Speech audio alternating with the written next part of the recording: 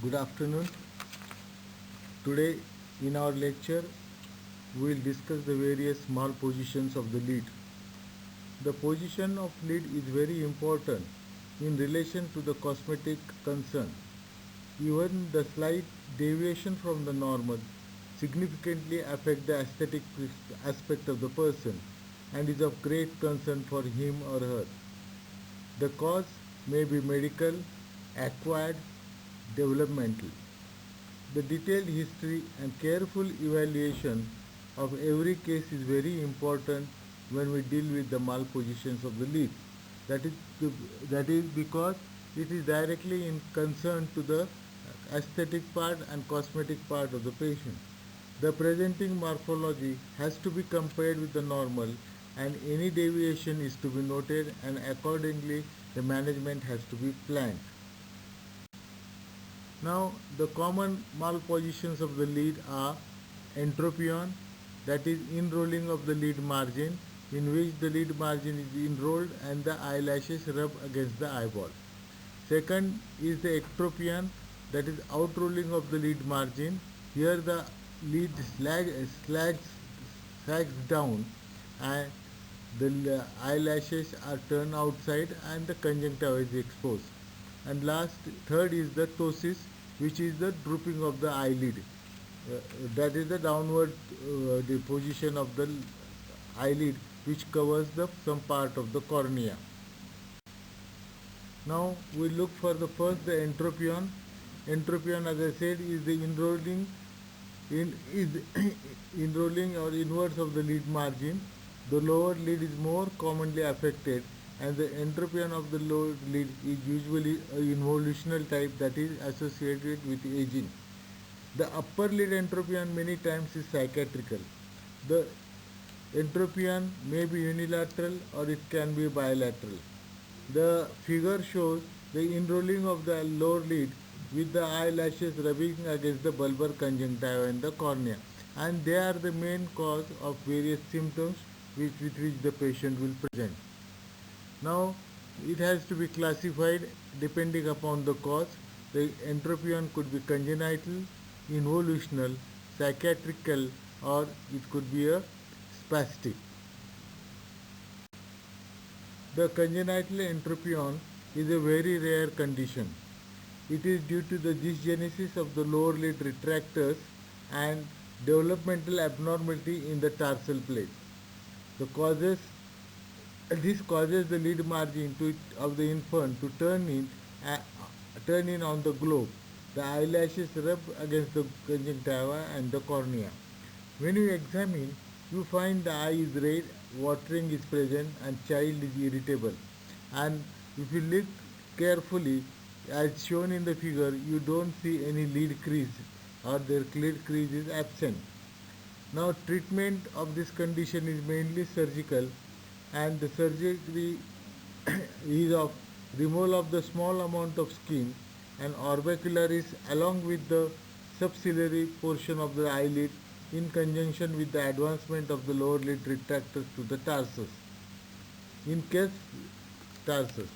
So, treatment is only surgical, and simply to say we remove small part of the skin along with the orbicularis muscle and suture this to the or fix it to the tarsal plate. The involution entropion, this is very common and is associated with the aging. It is due to the instability of the lid structures due to the age. It is usually seen in older people, and the pathophysiology of this condition is that it is due to the weakness or dehiscence of the posterior retractors of the lid and laxity of the medial and lateral canthal ligament.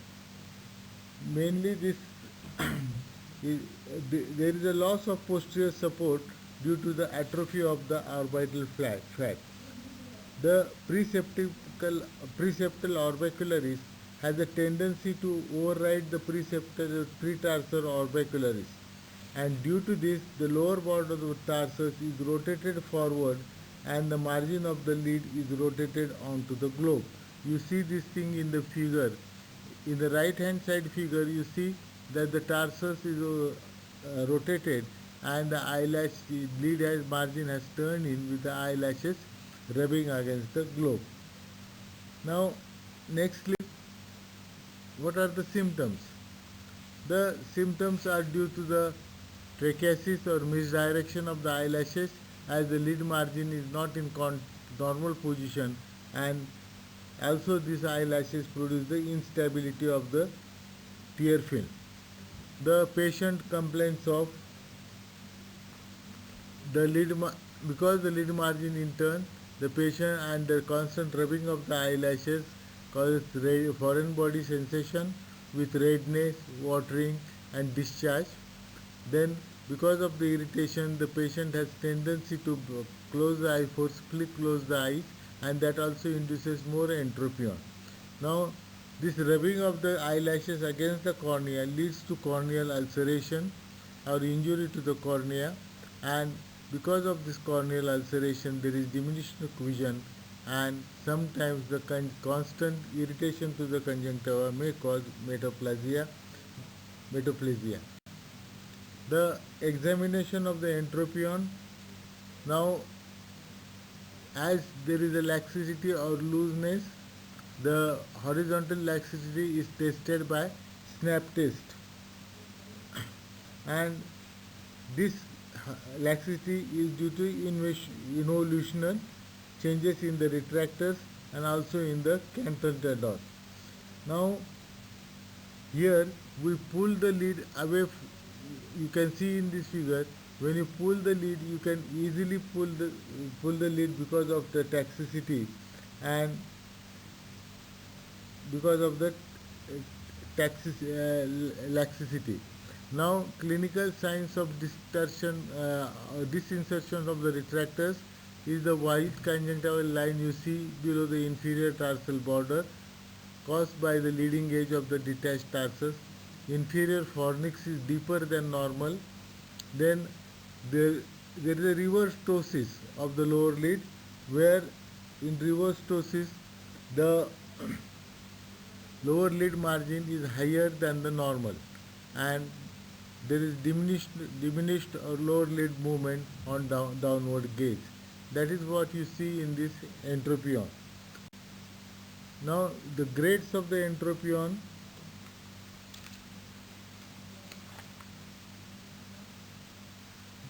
Depending upon the degree of interning, it is divided into three grades. It is divided into three grades. The grade 1, only the posterior lid border is enrolled. Grade 2, interning of the internal margin strip, and grade 3, whole the lid margin including the anterior border is interned, and the lid is, you find a well established entropion. The treatment of entropion, it can be temporary measures like bandage contact lens with lubricating eye drops, and but surgery is the mainstay of treatment, where you do a horizontal tightening, and the aim is to repair the laxity and restore the vertical and horizontal tautness of the lid by shortening the horizontal width of the tarsal plate. The in retractor repair, we reattach the retractors to the tarsal plate. We can see this in our next figure. This is the surgery for the entropion, where in which procedure full thickness horizontally splitting with insertion and suturing is done, and that suture, because of suturing and splitting, the scarring occurs, and that scarring prevents the overriding of the preseptal and pretarsal parts of the orbicular.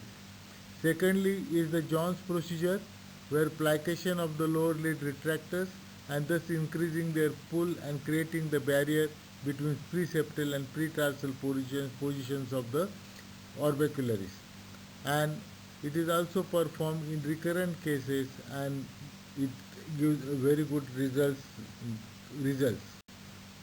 Now, complications of entropion are constant conjunctival irritation, recurrent corneal erosions, corneal ulcerations, superficial corneal opacity secondary to the corneal ulceration, and also corneal constant irritation also promotes rapid vascularization of the cornea, and many times this constant irritation of these eyelashes is also leads to a non-healing corneal ulcer, or it's one of the causes of a non-healing corneal ulcer.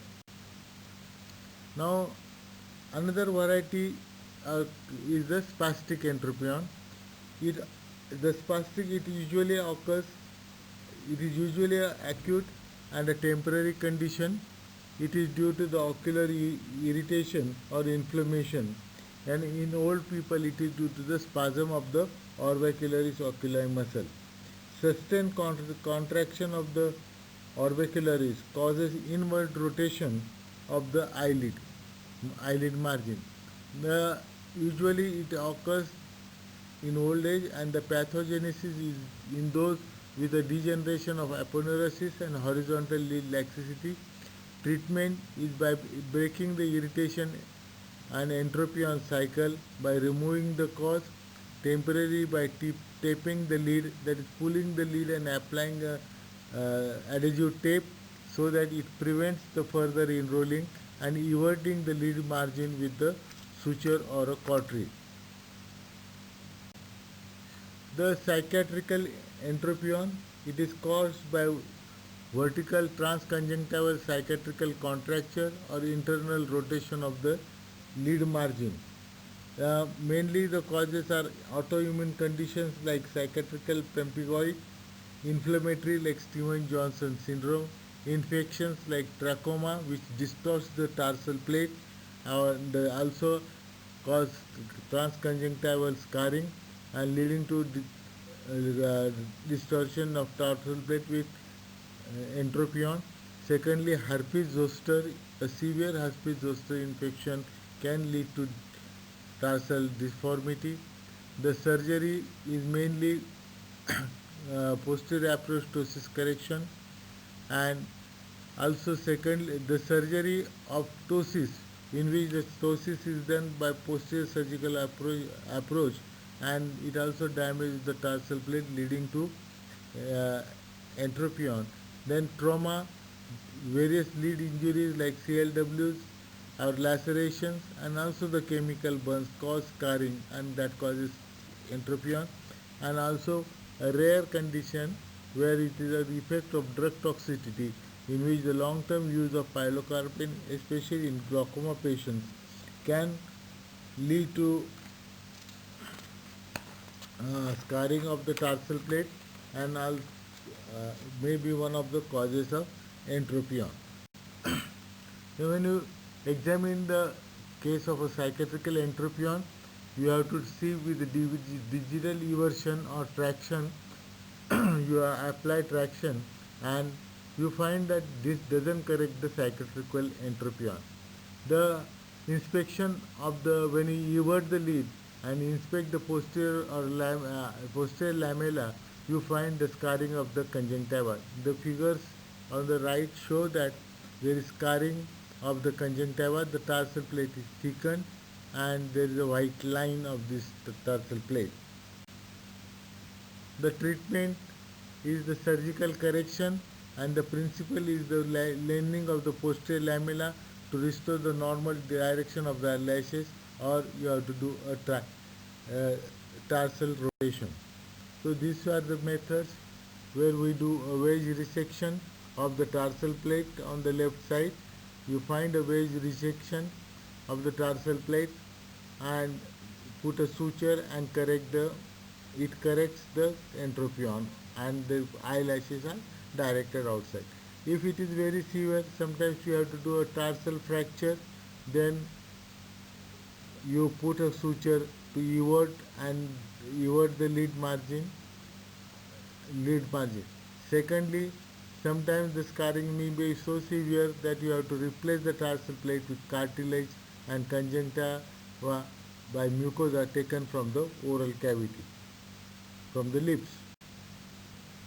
Now the next condition is ectropion. Ectropion is an abnormal eversion or outward turning of the lid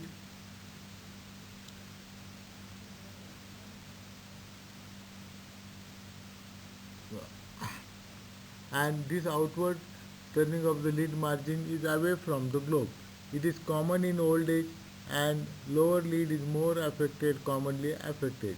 It can be classified into congenital, involutional or senile, psychiatrical, paralytical or mechanical. So depending upon this, the treatment also varies. The pathophysiology of evolutionary ectropion, it is caused by the horizontal laxity, lead laxity. Secondly, lengthening of the median and lateral canthal tendons with the aging. And it is most common type of ectropion and has a continuous pathological process that is aggravated by conjunctivitis and the epiphora because the lead moves away from the globe.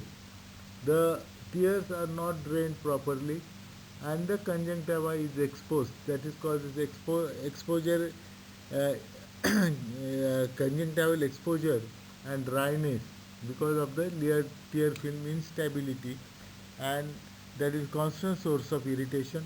Secondly, as tears are not drained properly, there is a epiphora or watering. Now these are the upper figures are the psychiatrical entropion. It is caused by the because of the anterior lamella and it's shortened, and it is either post-operative trauma, burns or injuries or ulceration. Paralytical, the support of the lower lid depends upon the tone of the orbicularis muscle, and this orbicularis muscle is support is lost when there is a paralysis of the facial nerve, especially in cases of Bell's palsy or some neurological condition where the facial nerve is involved. Now this is a mechanical ectropion. It is caused by the eversion of the lower lid by the tumor. In the upper figure you see a tumor, and that because of the weight of the tumor the lid is pulled away from the globe and you get a ectropion. Congenital ectropion is due to the shortage of the skin, as in congenital ichthyosis or blepharophimosis or in Down syndrome, and you find begin this is a baby of a congenital ichthyosis in which the lids are the everted. Then the clinical features of this are symptoms are epiphora, foreign body sensation, redness, photophobia, pain,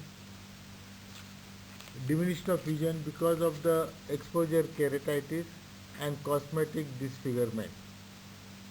The eyelid margin and the eyelashes are everted. Punctum is normally not visible, but eversion of punctum or whenever punctum is seen, there is some degree of ectropion has to be present, and this punctum, because of constant exposure, may get stenosed also. Then there is thickening of the tarsus. Conjunctiva, as I mentioned, is exposed, and keratinization of the conjunctival epithelium occurs, and because of exposure, there can be infections, lag of thalma, and most dangerous part is the exposure of the cornea, leading to dryness and ulceration of the cornea. The various grades of ectropion are grade 1, minimal ectropion, where there is inferior punctum eversion, and this eversion is more apparent in upward gaze. So a patient complaining of a watering of the eye, one must see normal position of the punctum, and normally the punctum is not visible. Whenever punctum is visible, the drainage is affected, and secondly you be sure that some amount of ectropion is present. Second is grade 2, where there is falling apart of the whole lid from the globe, Then grade 3 is moderated, where the tarsal plate, tarsal conjunctiva is exposed. And grade 4 is severe type of ectropion, where the whole lead is everted with exposure of the lower fornix. Then we come to evaluation, that is the severity. When we examine, we look for the extent of ectropion, whether it is involving the medial or lateral part of the lead or the whole of the lead. That we have to see. We look for any presence of any scar, maybe due to trauma or due to some surgery the patient has got under some surgical procedure. You look for the scar on the lead. Then you test for the lead laxity. Now the test is a snap test, where we pull the lead inferiorly. If the lead springs back to the position without a blink, it means that there is no lead laxity. If it remains away from the globe for a time, it means that the lead is lax or lead laxity is present. The degree of lead laxity is determined by the number of blinks required to bring the lead back in contact with the eye. So when you pull the lead, leave it. If without a blink it goes back immediately, you mean that means the lead, there is tone is normal and there is no lead laxity.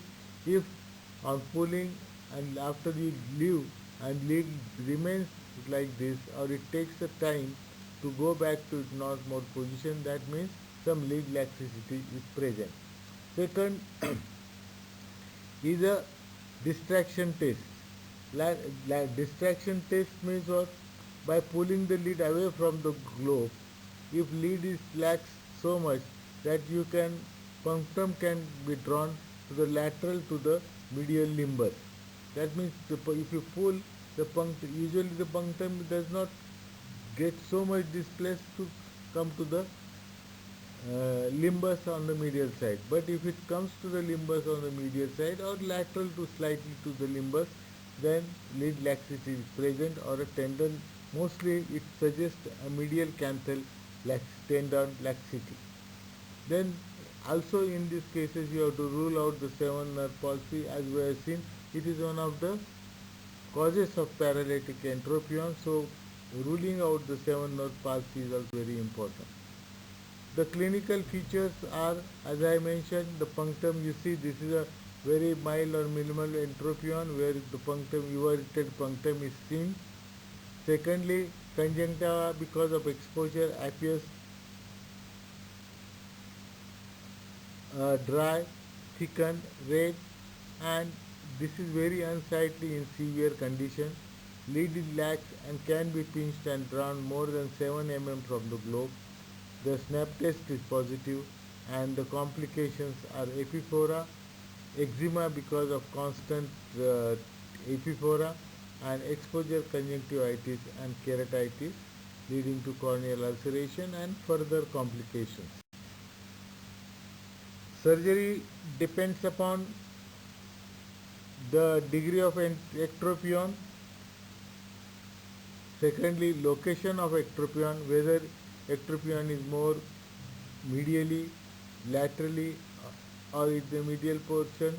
Depending upon that, the surgery is undertaken, various surgical procedures are undertaken.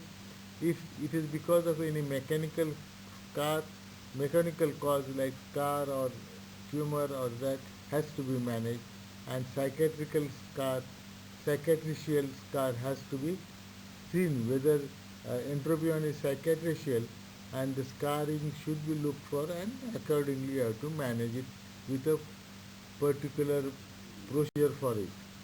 The various surgical procedures for minimal, as I said, only eversion of a punctum. You can do a conjunctival cautery with diamond shape, removing the diamond shaped conjunctiva, putting a suture or a cautery, and that correct. Then second procedure is spindle or wedge shaped resection, where part of the tarsal plate is removed with a base upwards, and that reduces the laxity, and the excess tissue is removed, and lead is along with the muscle and tarsus is shortened in this condition.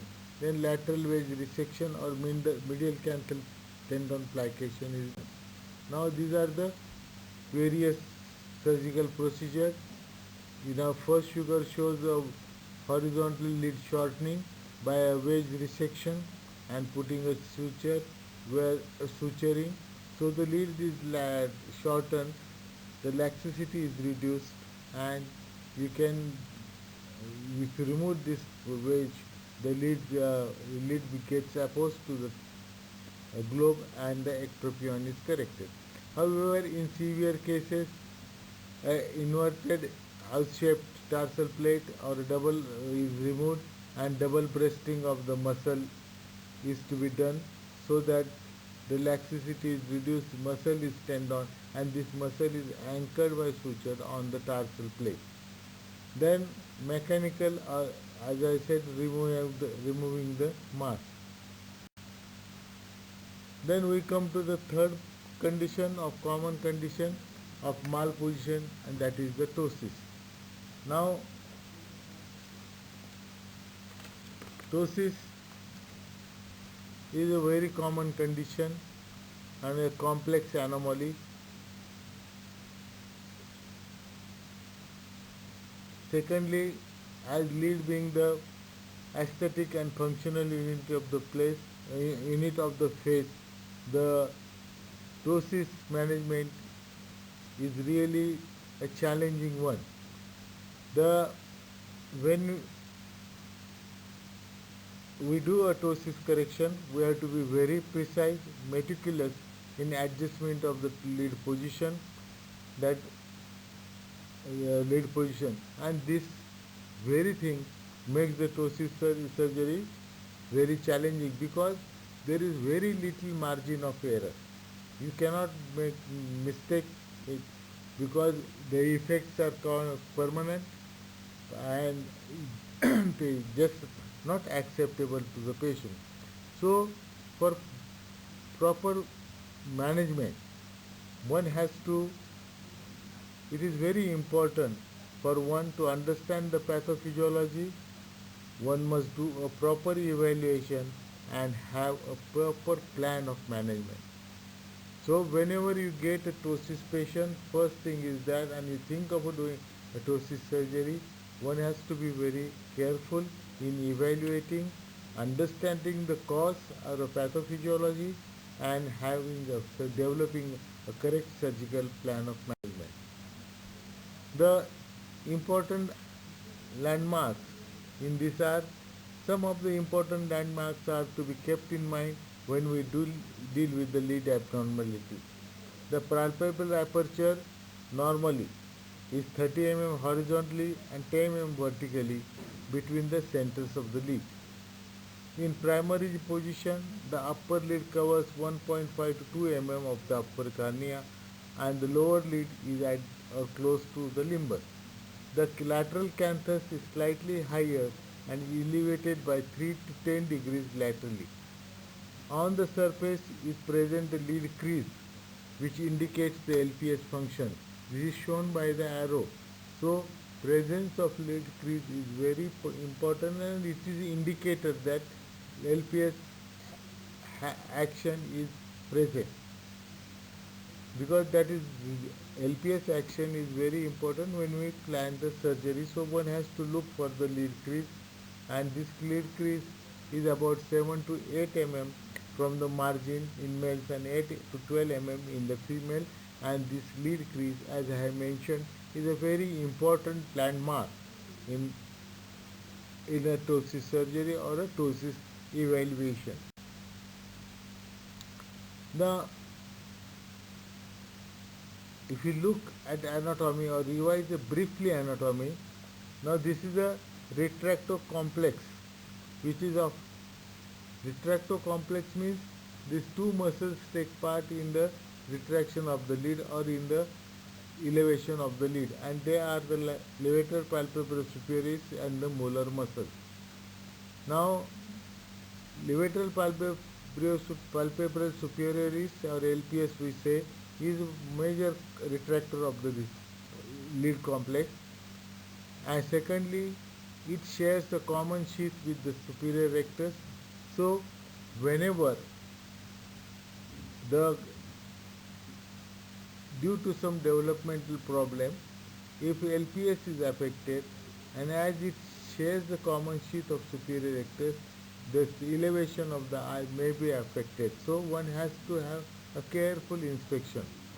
Now this other length of LPS is about 55 mm, of which 35 to 40 mm is muscle and 14 to 20 mm is the aponeurosis, and it inserts with the aponeurosis on the upper border of the dorsal plate.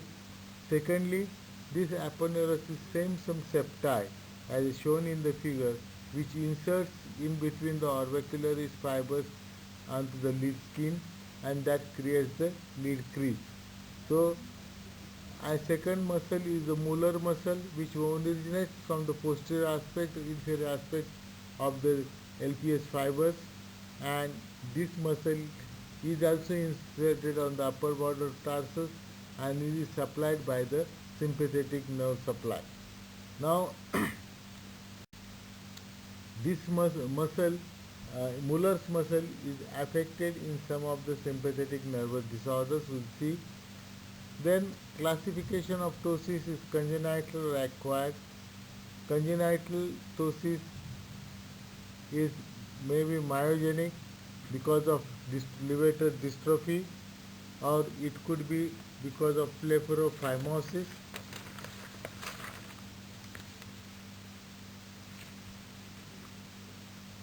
Then secondly, it could be neurogenic, that is congenital seventh palsy, or it could be due to the Horner syndrome, or could be a Marcus-Gunn jaw winking phenomena.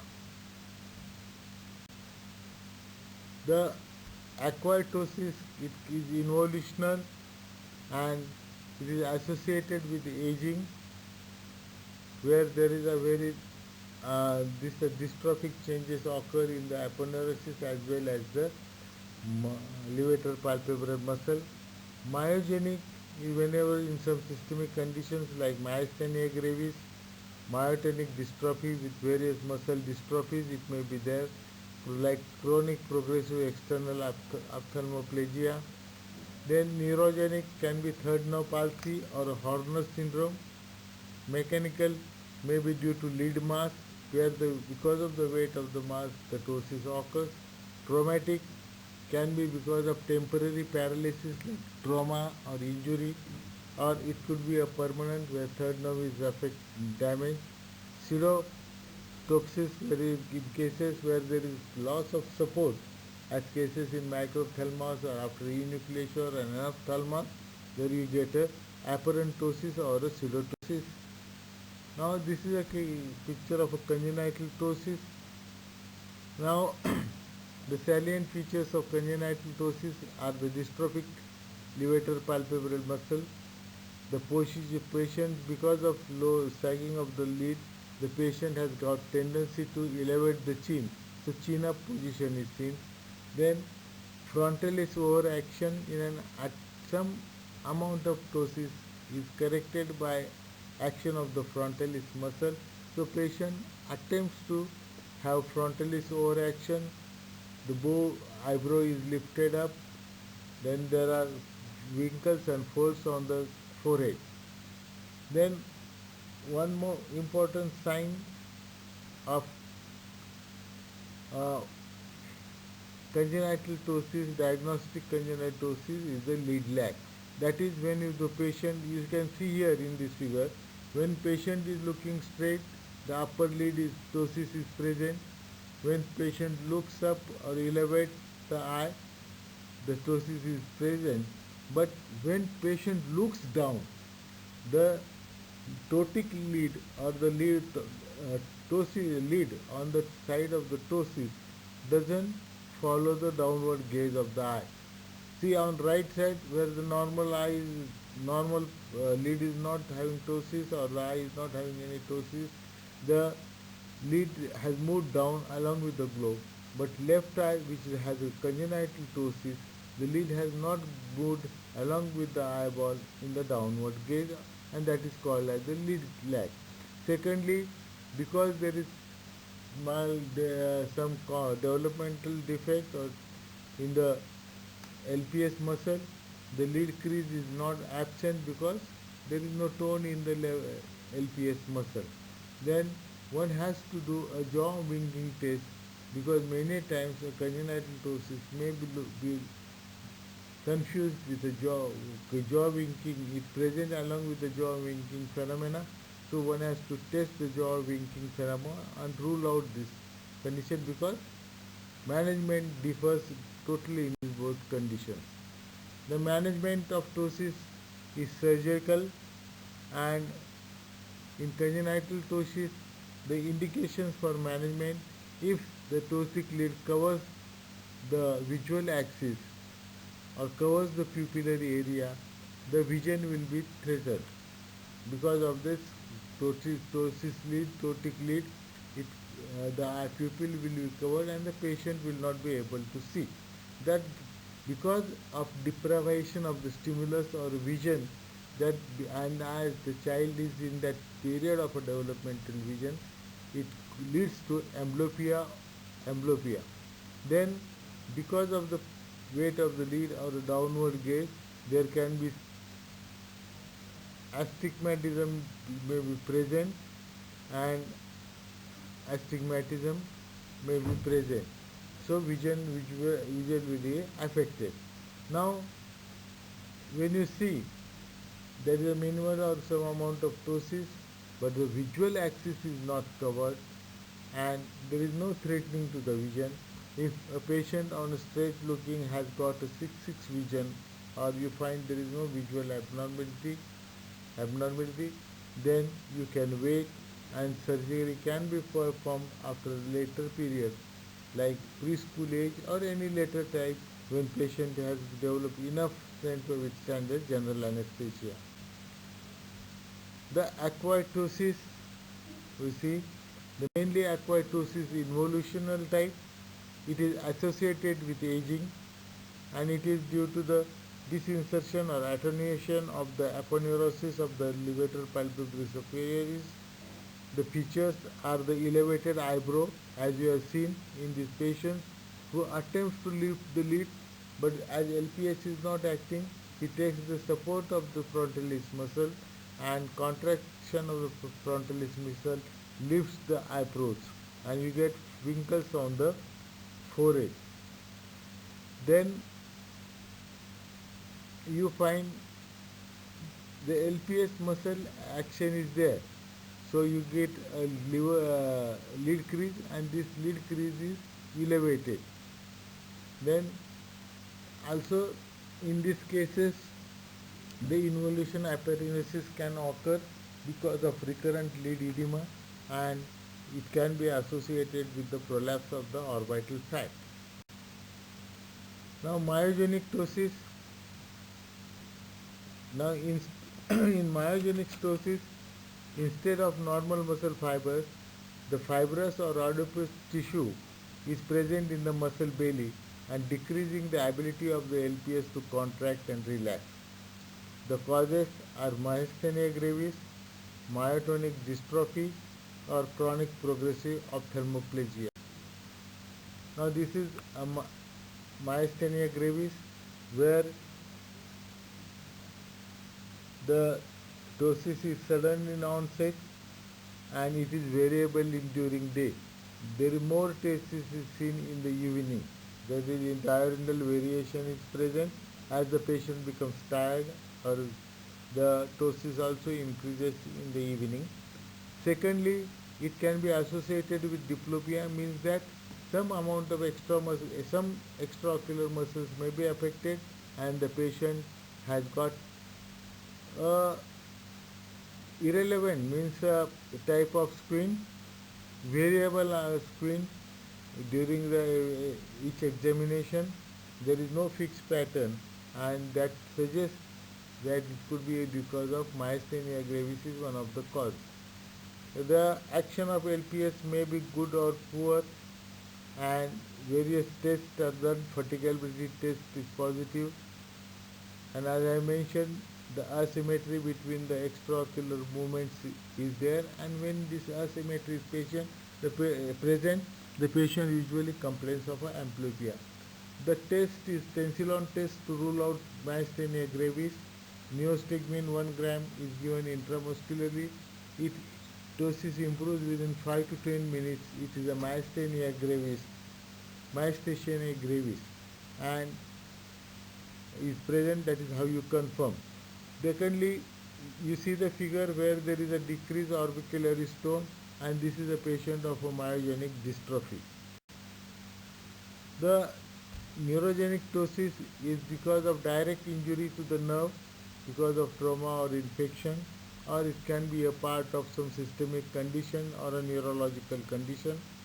The another is the Horner syndrome, and this Horner syndrome is characterized by, by decreased pupil size. You see on the left side of that face where arrow is there is ptosis is present.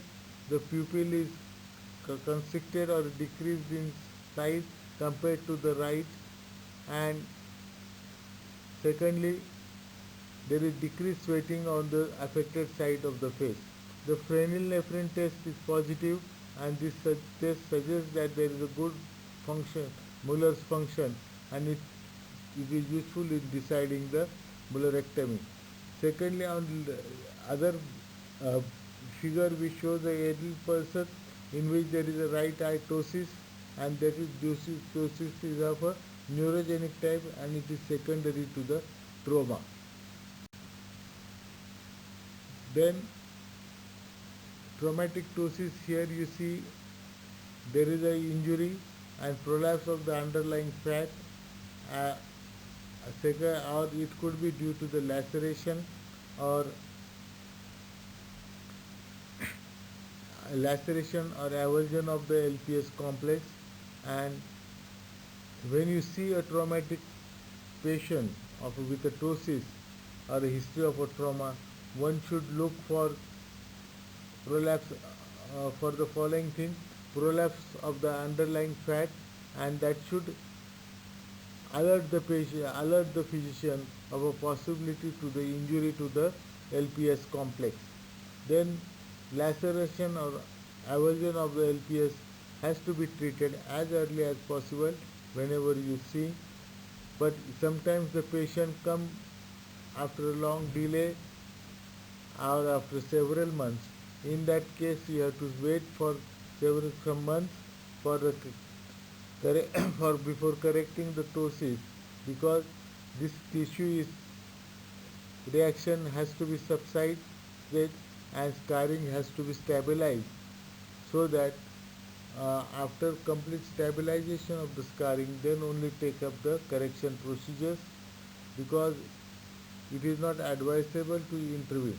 Then you see a mechanical ptosis on the left side, you can see a mark, and that ptosis is secondary to the tumor of the lid. The treatment is removal of the cause. Pseudotosis, which is also called as apparent ptosis, and this condition resembles the ptosis.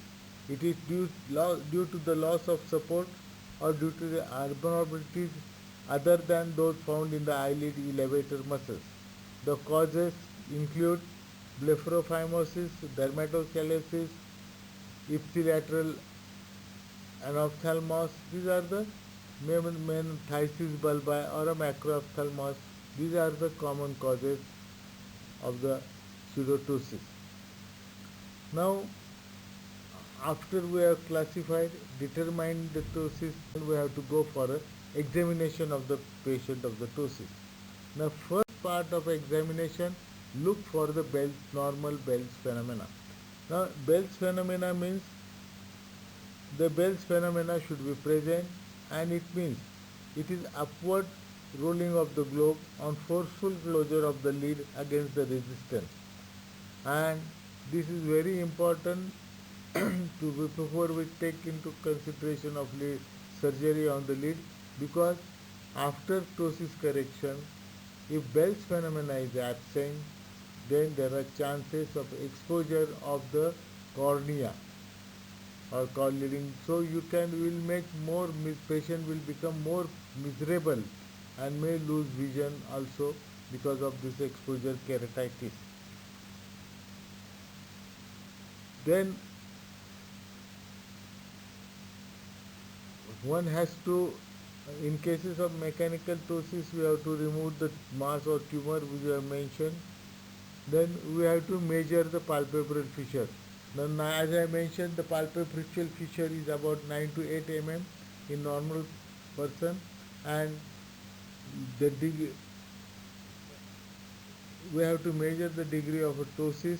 That you have to do with a transparent ruler, and you have to find if it is covering whether ptosis is 2 millimeters, it is mild ptosis, whether it is 3 millimeters, if it is 3 millimeters, it is about moderate ptosis, and if it is more than if it is 4 millimeters or more than 4 millimeters, it is a severe ptosis.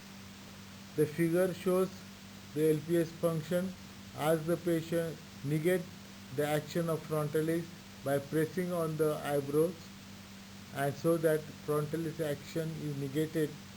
Then with the help of a transparent ruler ask the patient to look down and place the ruler near the lid margin and ask the patient to look up.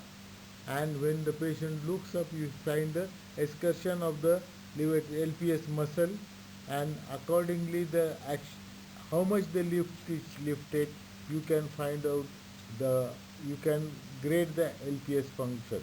Now, if the lid is lifted from its downward gaze to about 15 millimeters, LPS action is excellent. If it is lifted 8 to 10 millimeters, the LPS action is more good. If it is lifted 4 to 7 mm, for 5 to 7 mm, it is fair, and 4 mm or less than 4 mm, the action is poor. So, measuring the degree of ptosis and grading the LPS function are a very important part of the examination of ptosis, because on this depends your choice of your surgical procedure. The various surgical options you have, if there is a minimal ptosis about 2 millimeters, then you go for with a good LPS action, you go for a tarsoconjunctival molar-ectomy. If ptosis is more than 2 millimeters and good LPS action, you go for a LPS resection or a shortening or strengthening of the LPS muscle. And for a severe ptosis more than 4 mm or LPS action is very poor, then you go for a sling or a frontalis suspension operation. Now this is for a minimal ptosis where a tarsoconjunctival molar-ectomy is done by everting the lid. You see on the pre-operative photograph of the patient and the post-operative corrected patient. Here there is excision of the upper border of the tarsus with the lower border of the Mueller's muscle and the overlying conjunctiva. Then second is indicated when LPS action is more than 5 mm or more, and there is a good LPS muscle action is present. The LPS resection is done by shortening the LPS levator complex, and it is how much muscle is to be resected or removed depends upon the degree and severity of the ptosis and also the LPS action. You see on left side on the figure, patient left patient with the ptosis of left eye, and it is corrected by LPS resection. Now these are the patients operated with frontalis brow suspension where LPS action was very poor, ptosis was more than 4 mm, and here this suspension material which is made of facial lata or a silicone or mersive suture, and this lid is lifted by tying this sling material to the tarsal plate and the frontalis muscle. You can see it is tied in a front tag and fashion. The best material is the fasciolata material. It is because it is not it is of the patient only and nothing foreign about it. Silicone material merced sutures can be used. Chances with merced suture are that you can have got a you may get infected. So with this we conclude our today's lecture on malpositions of the leaf. Thank you for your patient hearing. Thank you.